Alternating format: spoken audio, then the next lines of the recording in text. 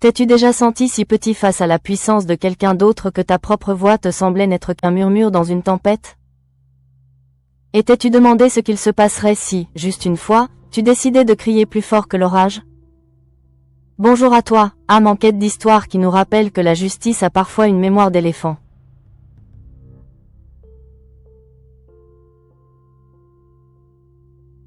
Le récit que je vais te confier aujourd'hui est celui d'une femme que l'on pensait invisible, d'un homme qui se croyait un dieu, et d'un micro qui est devenu le marteau du destin. Avant de commencer ce voyage, si tu crois que l'honnêteté et la dignité sont les plus grandes des richesses, je t'invite à t'abonner à notre chaîne, à activer la cloche pour ne manquer aucune de nos leçons de vie, et à laisser un pouce bleu. Chaque soutien est une voix qui s'élève pour la justice. Merci. Cette femme, c'est Amaya. Et ce soir-là, son murmure allait devenir un coup de tonnerre. Amaya était une jeune femme de 26 ans dont la vie avait été une suite d'obstacles.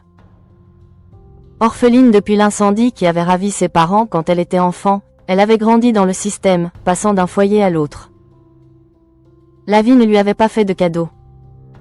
Mais elle lui avait donné quelque chose de bien plus précieux, une colonne vertébrale en acier trempé et un regard sur le monde d'une clarté absolue. Amaya ne se faisait pas d'illusions. Elle savait que pour survivre, et peut-être un jour, pour vivre vraiment, elle devait travailler plus dur que tout le monde. Et c'est ce qu'elle faisait.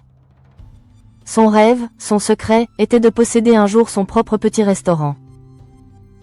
Un endroit simple, chaleureux, où la nourriture serait bonne et honnête, et où chaque personne, riche ou pauvre, serait traitée avec le même respect.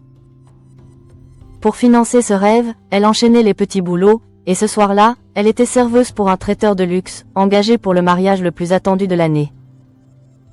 Le mariage de la fille de l'homme le plus riche de la région. L'événement se déroulait dans un domaine somptueux, un de ces endroits où même les fleurs semblent avoir été manucurées. Amaya se déplaçait avec une efficacité silencieuse au milieu de cet océan de soie, de diamants et de conversations superficielles. Elle était invisible, et cela lui convenait parfaitement. Ses collègues se demandaient comment elle faisait pour garder son calme, surtout face à des personnages comme lui. Lui. Le maire. Felmassip. Felmassip n'était pas seulement le maire de la ville. Il en était le roi officieux. Un homme parti de rien, disait la légende, qui s'était élevé par sa seule volonté pour devenir une figure politique et économique incontournable. Il était charismatique, puissant, et d'une arrogance qui confinait au divin. Ses employés le craignaient. Ses adversaires politiques le redoutaient. Ses collègues d'Amaya le considéraient comme un dieu. Quand il passait, les gens baissaient la tête. Tous, sauf Amaya. Elle ne voyait pas un dieu. Elle voyait un homme. Et ce soir-là, elle allait découvrir quel genre d'homme il était vraiment. Le drame a éclaté au milieu de la soirée. Le maire Massip tenait court, un verre de vin rouge à la main, racontant une anecdote à un groupe d'invités qui buvaient ses paroles. Amaya passait discrètement pour débarrasser des verres vides sur une table voisine. C'est à ce moment-là que le maire, faisant un grand geste pour appuyer son histoire, a pivoté et a percuté Amaya de plein fouet. Le plateau a vacillé. Quelques verres se sont brisés sur le sol. Mais le pire, c'est que le vin rouge du maire a giclé, tachant la chemise blanche immaculée de son costume sur mesure. Un silence de mort est tombé sur le groupe. Amaya, horrifiée, a commencé à s'excuser. « Oh, mon Dieu, monsieur le maire, je suis tellement désolée, je ne... » Mais il ne l'a pas laissé finir.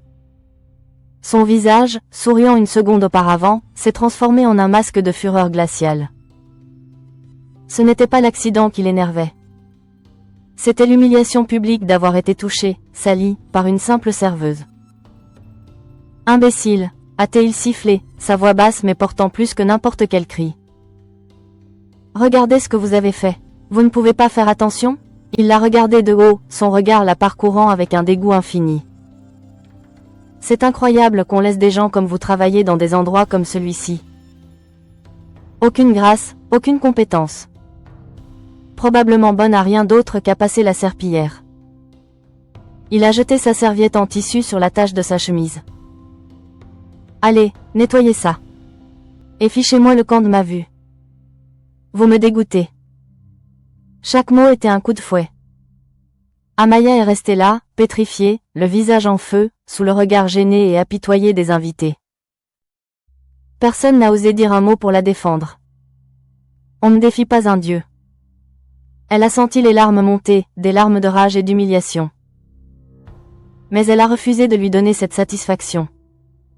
Elle a baissé la tête, a murmuré un dernier « pardon » et s'est éclipsée vers les cuisines, son cœur battant à tout rompre. Dans l'arrière-salle, ses collègues se sont précipités vers elle. « Ne l'écoute pas, Amaya, c'est un monstre.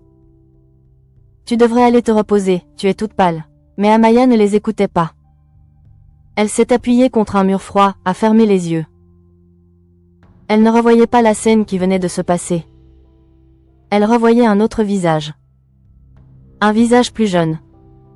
Celui d'un adolescent. Un adolescent qui lui ressemblait étrangement. Un souvenir, enfoui depuis des années, venait de refaire surface avec la violence d'un raz-de-marée. Le visage du maire Massip, pourquoi lui semblait-il si familier? Et soudain, le puzzle s'est assemblé dans son esprit. Un nom. Un nom qu'elle n'avait pas entendu depuis 15 ans. Félix. Le cœur s'est arrêté. Le silence est celui d'un souvenir qui refait surface, d'une vérité qui attend son heure. Tu, chez Nepensi? Je fais une pause ici. Au cœur de l'humiliation et de la révélation silencieuse. Amaya vient de reconnaître l'homme qui l'a publiquement détruite. Mais qui est Félix? Quel est le lien qui les unit? Si tu étais à la place d'Amaya, que ferais-tu de cette information? L'utiliserais-tu pour te venger? Ou la garderais-tu pour toi, par peur des conséquences? Dis-moi dans les commentaires ce que tu aurais fait. Car la décision d'Amaya n'allait pas seulement changer sa soirée. Elle allait changer plusieurs vies. Reprenons. Pour comprendre, il faut retourner à l'orphelinat, l'Aurore, 15 ans plus tôt. C'était là qu'Amaya avait grandi. Un lieu austère, mais où régnait une solidarité féroce entre les enfants. Et leur héros, leur grand frère à tous, c'était Félix. Un adolescent de 17 ans, plus âgé que les autres, qui était là depuis sa naissance. Félix était leur protecteur. C'était lui qui défendait les plus petits, qui partageait ses maigres rations, qui racontait des histoires le soir pour chasser les cauchemars. Il avait une ambition dévorante. Il se jurait qu'un jour, il sortirait de là, qu'il deviendrait quelqu'un, et qu'il reviendrait les chercher. Il se jurait qu'il construirait un nouvel orphelinat, un endroit beau et chaleureux. C'était sa promesse. Un jour, une famille riche et sans enfants est venue visiter l'orphelinat. Ils ont été séduits par l'intelligence et le charisme de Félix. Ils ont décidé de l'adopter. C'était un déchirement pour tous les enfants, mais aussi un espoir immense. Leur héros allait enfin réaliser son rêve.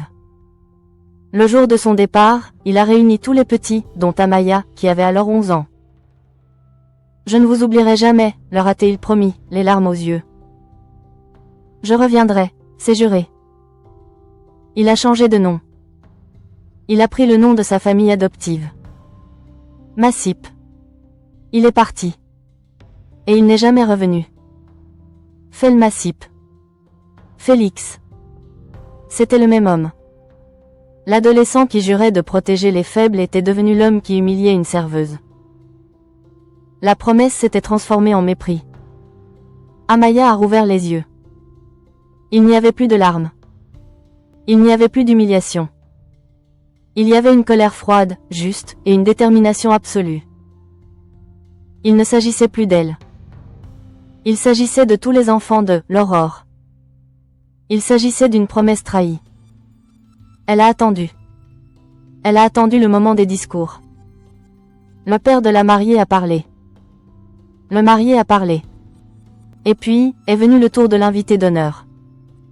Le maire. Fel Massip. Il est monté sur scène, charismatique, tout sourire, sa chemise changée, l'incident déjà oublié. Il a pris le micro. Il a commencé un discours magnifique, plein de fausse humilité. Il a parlé de son parcours difficile, de comment il était parti de rien. Il a parlé de l'importance de la communauté, de ne jamais oublier d'où l'on vient. Chaque mot était un mensonge, une insulte à la mémoire de l'enfant qu'il avait été. Quand il a eu terminé, sous un tonnerre d'applaudissements, Amaya a agi. Elle est sortie des cuisines. Elle n'a pas couru. Elle a marché. Droit vers la scène. Il y avait une telle détermination dans son regard que personne n'a osé l'arrêter. Ses collègues la regardaient, horrifiés. Le service de sécurité a commencé à s'avancer, mais le père de la mariée, l'hôte de la soirée, intrigué, a fait un signe de la main pour les arrêter. Amaya est montée sur scène. Elle s'est approchée du pupitre, à côté du maire qui la regardait, d'abord amusé, puis furieux. « Qu'est-ce que vous faites ? Descendez de là immédiatement. » Elle n'a pas répondu. Elle a pris le deuxième micro. « Excusez-moi de vous interrompre, a-t-elle commencé, sa voix était étonnamment calme et claire. Elle a résonné dans le silence soudain de la salle. « Mon nom est Amaya. Et comme vient de le dire monsieur le maire, je fais partie de ces gens comme nous, qu'il ne faut pas laisser travailler dans des endroits comme celui-ci. Je suis une serveuse. Je suis une orpheline. Je viens de rien. » Elle a marqué une pause, son regard fixant le maire, qui était devenu livide. « C'est drôle, n'est-ce pas? Parce que vous aussi, monsieur le maire, vous venez de rien. Ou plutôt, vous venez du même rien que moi. » Un murmure a parcouru la salle. « Vous ne me reconnaissez pas, n'est-ce pas? C'est normal. J'ai grandi. Je ne suis plus la petite fille de 11 ans à qui vous avez promis de ne jamais l'oublier. Mais moi, je vous ai reconnu, Félix. Le nom. L'ancien nom. L'effet a été celui d'une déflagration. Le maire a reculé d'un pas, comme s'il avait été frappé. « Je me souviens de vous, Félix, » a continué Amaya, sa voix vibrante d'une émotion contenue. « Je me souviens du grand frère qui nous protégeait à l'orphelinat de l'Aurore. Je me souviens de votre promesse. Le jour de votre départ. Vous avez juré de revenir. Vous avez juré de ne jamais nous oublier. Vous avez juré de construire un endroit meilleur pour nous. » Elle a fait un geste vers la salle luxueuse. « Il semble que vous ayez construit un endroit meilleur, oui. Mais seulement pour vous. Vous avez dit dans votre discours qu'il ne fallait jamais oublier d'où l'on vient. Mais vous n'avez pas seulement oublié, Félix. Vous avez effacé. Vous avez piétiné votre propre passé. Et ce soir, en m'humiliant, ce n'est pas une serveuse que vous avez insultée. C'est la petite sœur que vous avez juré de protéger. C'est chaque enfant de l'Aurore que vous avez trahi. C'est l'adolescent plein d'honneur que vous étiez, que vous avez assassiné. » Elle a posé le micro. Elle n'a pas ajouté un mot. Elle n'en avait pas besoin. Le silence dans la salle était assourdissant. Personne n'applaudissait. Personne n'osait bouger. Tous les regards étaient fixés sur le maire. L'homme tout-puissant. Le Dieu. Qui se tenait là, nu, dépouillé de son costume de mensonge, exposé comme le traître qu'il était. Son visage était une ruine. Amaya a tourné les talons et a quitté la scène, la tête haute. Elle n'a pas attendu son salaire. Elle a traversé la salle, et cette fois, les gens ne s'écartaient pas par mépris, mais par respect. Ce qui s'est passé ensuite a fait la une des journaux locaux pendant des semaines. Le scandale a été monumental. La fable du maire et de l'orpheline. La carrière de Felmassip était terminée. Il a dû démissionner. Son empire, construit sur l'image d'un homme parti de rien, s'est effondré quand on a découvert qu'il n'était parti de personne, et qu'il avait abandonné tout le monde en chemin. Mais l'histoire ne s'arrête pas là. Le père de la mariée, l'homme le plus riche de la région, a été profondément touché par le courage et la dignité d'Amaya. Il a été dégoûté par l'hypocrisie du maire. Il a cherché Amaya. Il l'a trouvée. « Mademoiselle, lui a-t-il dit. Votre discours était la chose la plus honnête que j'ai entendue depuis des années. Vous avez un rêve, n'est-ce pas? » Oui, monsieur, un petit restaurant. Je ne finance pas les petits rêves, a-t-il répondu avec un sourire. Je finance les grandes ambitions. Montrez-moi ce dont vous êtes capable. Aujourd'hui, si vous vous promenez dans le centre de la ville, vous trouverez un restaurant qui ne ressemble à aucun autre. Il s'appelle l'Aurore. C'est un endroit chaleureux, lumineux. La nourriture y est divine. Et surtout, une partie des bénéfices est reversée à des orphelinats de la région. Et tous les employés sont des jeunes qui, comme la propriétaire, ont eu un départ difficile dans la vie. Amaya a réalisé son rêve. Elle n'a pas seulement construit un restaurant. Elle a accompli la promesse que Félix avait trahie. Elle est devenue la personne qu'il aurait dû être. Parfois, on croit qu'en changeant de nom, on peut changer d'histoire.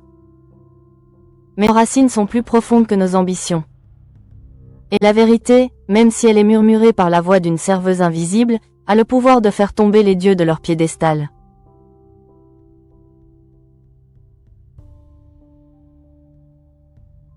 L'histoire triste est devenue un hymne puissant, une mélodie de justice, de force et de rêves accomplis.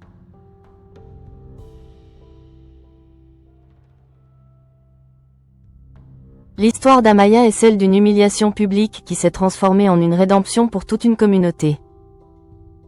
Elle nous rappelle qu'aucune puissance, aucune richesse, ne peut effacer la vérité de nos origines.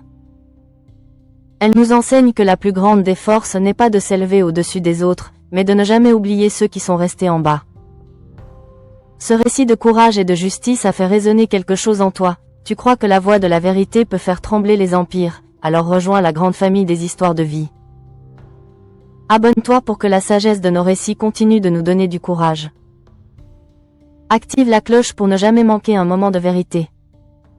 Et laisse un like si tu penses qu'Amaya a offert à Félix la seule leçon qu'il méritait vraiment. Merci de ton écoute. Prends soin de toi, et n'oublie jamais que même la plus petite des voix peut porter le plus grand des messages. À très bientôt. Abonne-toi maintenant. Merci, à bientôt.